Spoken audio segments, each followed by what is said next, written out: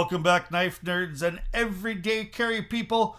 It's the Big Canucker, and we have got ourselves a look at a great little knife today. We're going to have a look at the Real Steel G5 Metamorph MKII. Now, they call this green, but it looks like a really kind of a steel, but that's what we're looking at here today. But before we do that, I want to have a quick look at something else, and let's put this here. This happens to be the Canadian Knife Company Sleeper, and I have to say that this is an excellent little knife. Haven't had a chance to totally review it, but I have been using it, and I love this blade. We are going to be trying to hit 2,000 subscribers here soon. We're at 1,500, and I just want to say that this is going to be the giveaway at 2,000 subscribers. We're going to give this Canadian Knife Company Sleeper away, so if you like what you see here, please don't forget to give us a thumbs up as well as subscribe. And when we hit 2,000 subscribers, we're going to be giving this away. But I am going to have a look at it. I am going to review it. And this actually came from Adam Gibson at Canadian Knife Company. He sent this to me to have a look at. And I can think of no better thing than to take this and pass this along to a great subscriber and to let them have a look at it.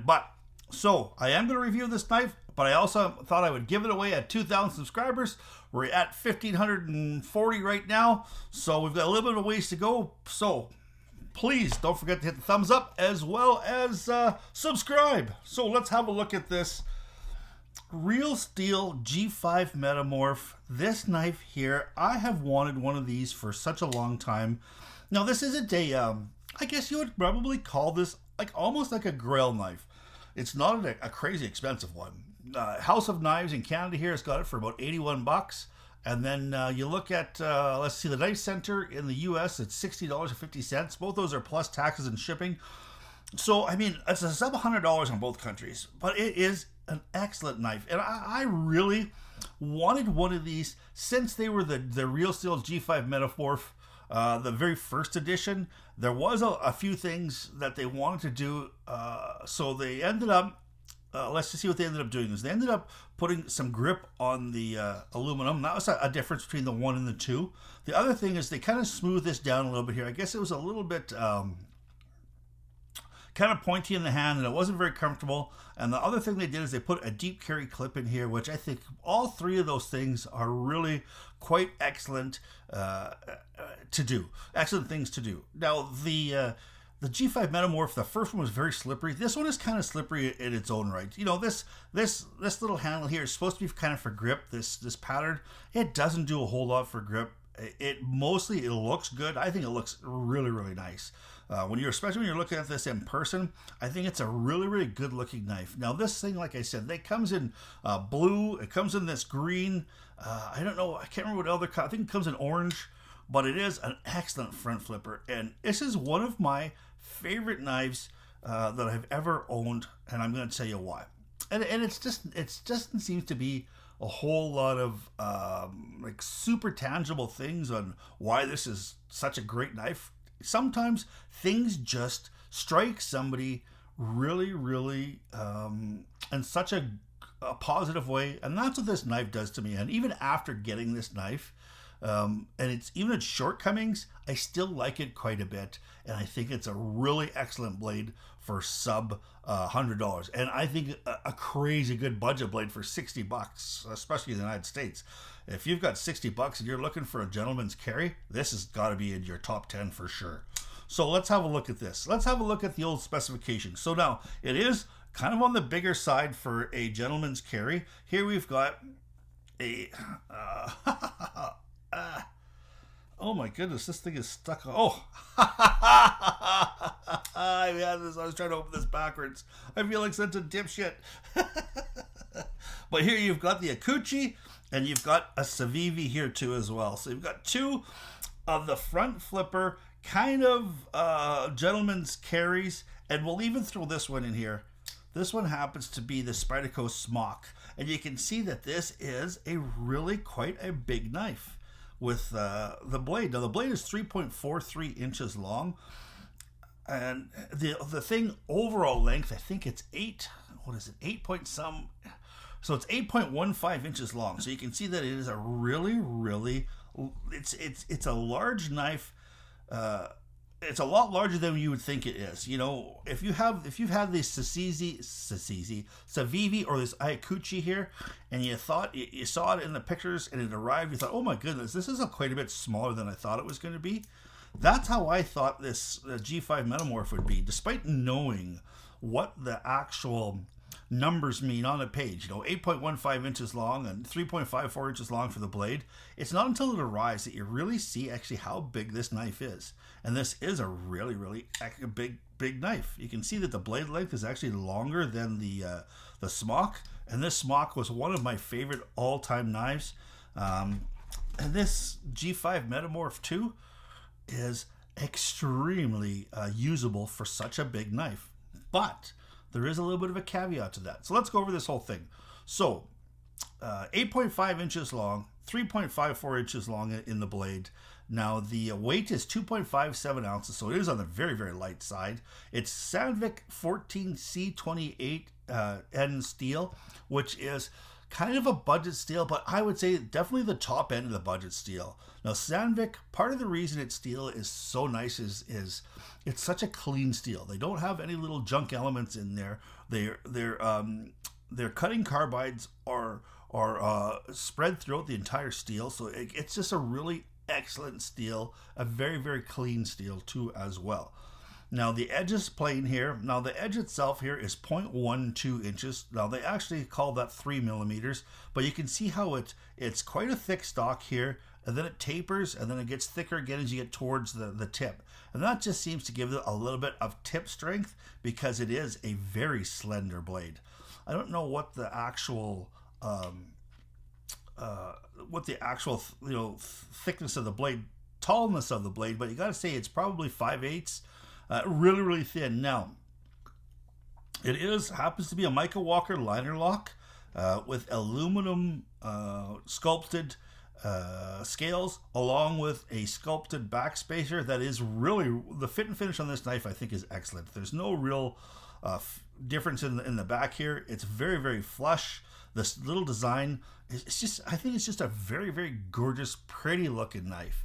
Now, this happens to be only tip up, right side carry, so there is no ambidextrous carry for that. No tip up, tip down. It is designed by a gentleman by the name of Ostap Hell, who designs a lot of knives for real steel, and he's an excellent knife designer in his own right.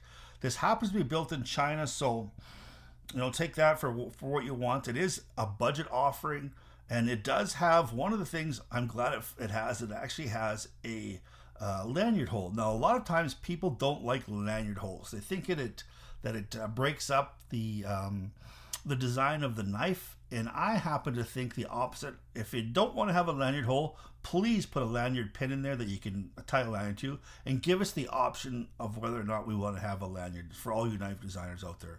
If you don't want to have a lanyard hole, please have a lanyard pin that we can actually tie a lanyard to, because I love being able to take a knife out of a pocket with my pinky finger and then ready to use it. I hate having to grab it just from inside, especially something like this that is very slippery. Now, it's not all a bed of roses on this knife, for sure. Now, the front flipper action takes a little bit to get used to. Now, this jimping itself is nice jimping. I mean, you're not going to tear up your thumb, a whole bunch, because sometimes you can get some jimping that'll just, as the more you use it, it'll actually tear up your thumb. This doesn't seem to be that type of jimping, but this very last end piece here seems to be just a smidge sharp. And I'm not sure if you can tell, but it seems to be eating up my thumb. And I tried playing with this knife for a couple of hours just to kind of get that front flip down, and it really kind of ate up the inside of my thumb. So I would probably, and I'm probably going to do in the future here, is just give it a tiny bit of a sand there, just to take off that, just to break that edge up. Now, and you can really feel it when you're kind of doing this, because there is a front flip to it where you can actually flip it with the inside of your finger like that. But like I said, it kind of hurts the inside of my veal-like hands. I am not my working hands are gone, folks. They used to be there, but damn it, since I've been on this disability, the hands have gone like veal. Let's just see what else. One of the other things that's really excellent about this knife is the inside is you don't have phosphor bronze washers. You actually have these on needle bearings, or some people call them roller bearings. I will try to get a picture and insert what the bearings look like right there. So you can see that there are actually some bearings that are in a circle, and they're all kind of a wide bearing. So it just gives it a really incredibly smooth action for the budget of this knife. Like, is that $60 or $80 here in Canada? Now, the other thing here that did kind of make me wonder is, even though this is a 3mm blade, it just seems like a little bit slender. Now, this cuts excellent through, like, say, cardboard. I use this to cut some cardboard. I use this to cut up some fruit, and it's a gorgeous cut. But I was cutting some really kind of thick cardboard. I'm not sure if you guys are familiar with Costco. When you head to Costco, they give you some big boxes that used to bring produce in, and sometimes they can be kind of a double thick piece of cardboard on some of the edges of this. And this was going through some really some of the thick, heavy cardboard like nothing. Then it hit this one double spot and it stopped dead. And I really kind of bore into this to really cut through. And then I backed off a little bit because I was a little bit worried that I was going to snap this blade, because it is so thin. But it's 3mm thick.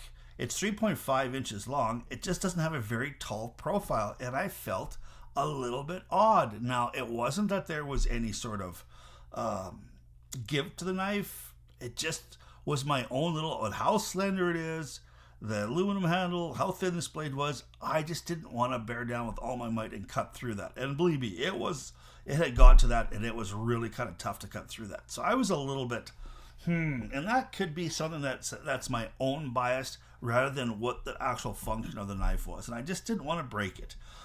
I can see, this being such a slender tip.